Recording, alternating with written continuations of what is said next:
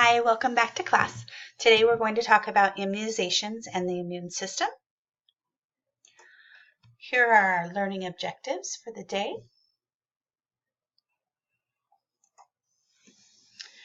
So let's talk about antibodies, immunity, and antigen. Antibodies are proteins. It's the body's defense system against invaders. Immunity is a protection that we have against disease, and it's a selective immunity. And then an antigen is any foreign substance entering the body.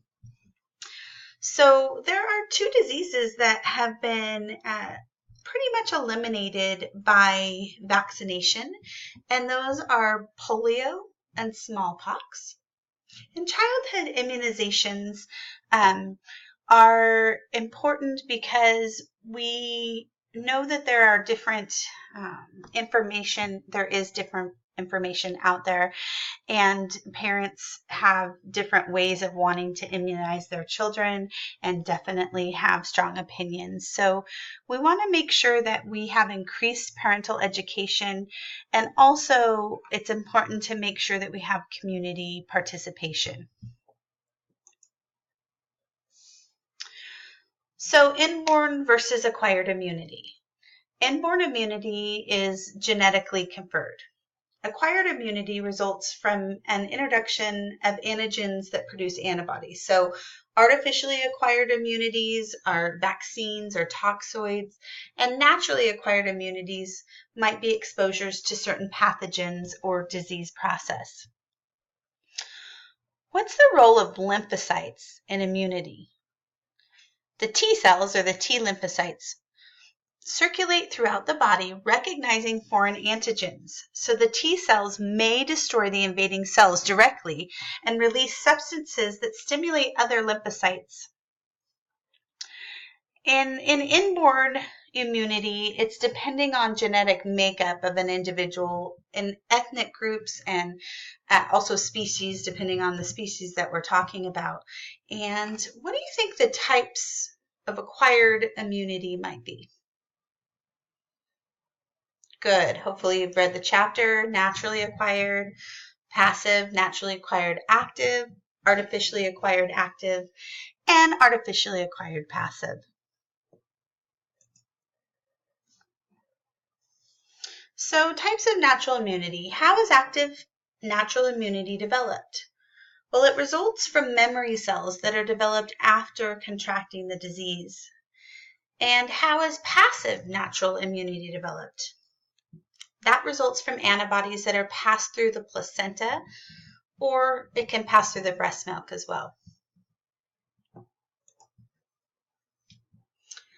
So this is talking about the types of acquired immunity. So there's active artificial, which produces memory cells resulting from vaccination, and this is most often a preventative measure. Passive artificial is body receives the anti-serum with antibodies from another host. And for those with larger exposure and no immunity, and it's immediate and effective and short-lived immunity. So still talking about inborn versus acquired immunity. Naturally acquired passive, it's mother to child, so placenta and breast milk. It does not last long, so it's important to realize that that is temporary. And artificially acquired active, that's immunizations from vaccines, which we're going to be talking a lot about in this lecture. And so that's introduced by attenuated or reduced vaccines, and it allows patients to produce antibodies without serious illness. So how is immunity acquired? Acquired immunity results from the introduction into the body substances that prompt the immune system to produce antibodies or that already contain the antibodies. So again, artificial active immunity. The antigen is introduced into the body to produce antibodies, and most immunity found within the healthy patient of medical practice is artificially acquired active immunity. This is a purposefully initiated immunity for the protection of susceptible persons. So can you think of any examples of this type of immunity? So, for example, did you think of vaccinations for flu or polio or any childhood diseases? Great job. Artificial passive immunity provides the patient with antibodies from another source. It's immediate but short-lived. So immune serum globulins and antiserums that contain antibodies to specific antigens. Immunization is used when there is no time to wait for the body to develop its own antibodies, or when the disease process would cause imminent danger.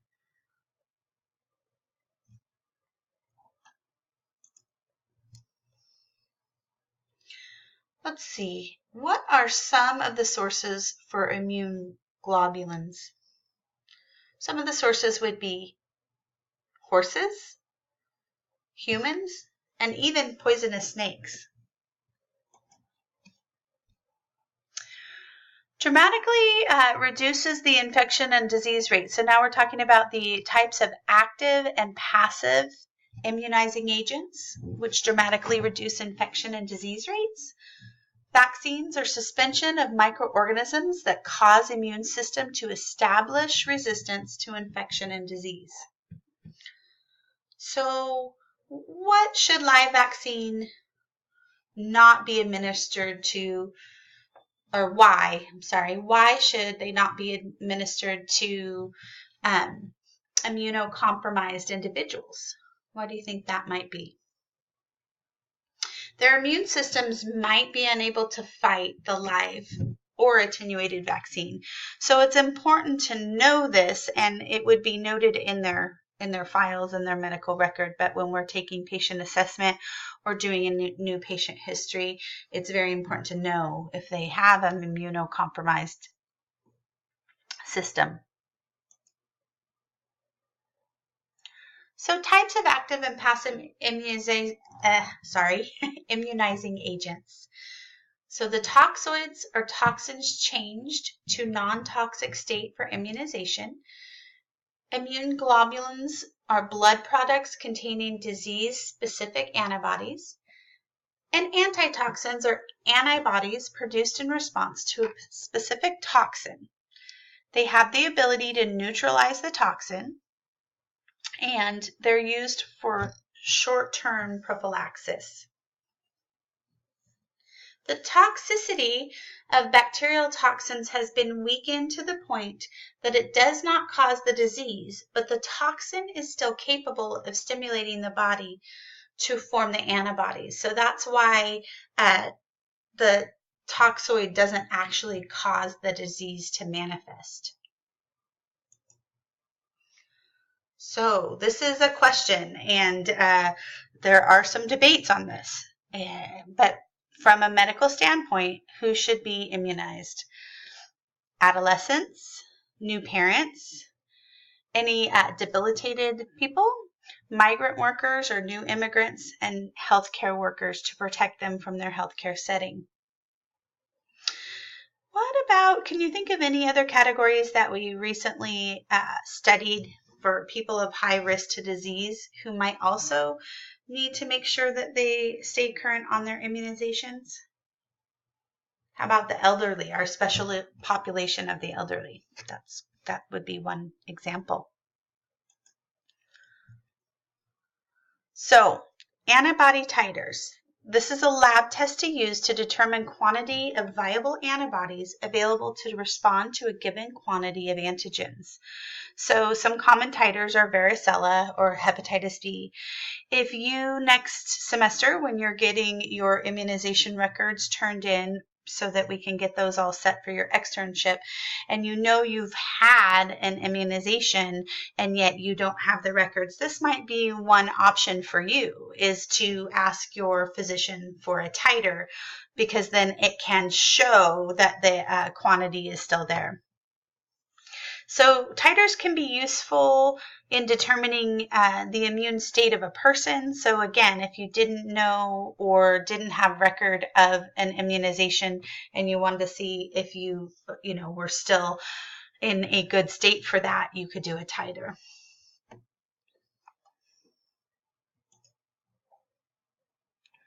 So contraindications of immunizations. No live vaccine should be given to patients receiving steroids, radiation or chemotherapy, any immune suppressed patients, any patients with certain infections, and patients with prior reaction to vaccines. These could be seizures, high-pitched screams in infants and young children can signify that. And also, it's important to know that some vaccines are made with eggs, so you need to check for that allergy. The live flu vaccine is a good example of that. So why do you think it's important to take thorough medical history before the immunization? That's right, because we need to know if there are any contraindications and if this patient should not receive that immunization. So patients will not willingly offer information if they are unaware of its importance in deciding on the immunization. So again, it's really important that when we take those histories and that when we're documenting things that we have that, as well as we ask questions even on the day of the immunizations. Adverse reactions. So there are some mild reactions that could be fever, rashes, soreness in injection site. You might have some joint pain or malaise. You might have vomiting, diarrhea, headache. Doesn't sound very good, does it, for those mild reactions? But a serious side effect could be an allergic reaction and anaphylaxis. There's other things in pregnancy that can happen. There can be convulsions. So there are adverse reactions that we need to continually look for, and they do run from mild to serious. So can a vaccine be administered to someone with a mild acute illness? In general, a vaccine can be safely administered, but it needs to be authorized by the physician, and it should be a very mild acute illness, and it should be without fever, and that's very important to note. It's important to understand the meaning and consequences of anaphylaxis. I have had a personal experience where one of my students did not understand the severity and had come in contact with a cookie that had a nut in it and, said, oh, I just need some Benadryl because I'm allergic to it, but I'm not that allergic as long as I get Benadryl in right away, and wanted to drive home. Well, that was not a good idea. I did not let her. I observed her, and it was literally within a minute's change that the anaphylaxis came on, and we needed to get her to the hospital for her parents to meet us there. So it's really important that we understand the severity and what an allergy can actually cause. It is life-threatening, as well as the other serious side effects listed. Okay, we have box 1613, typical side effects and adverse reactions from selected vaccines. So you can take a look at this. As allied health professionals, part of the team monitors the patients for any unusual or severe reaction and reports them to the Centers for Disease Control in Atlanta, as well as if there are any reactions, obviously they respond to that appropriately.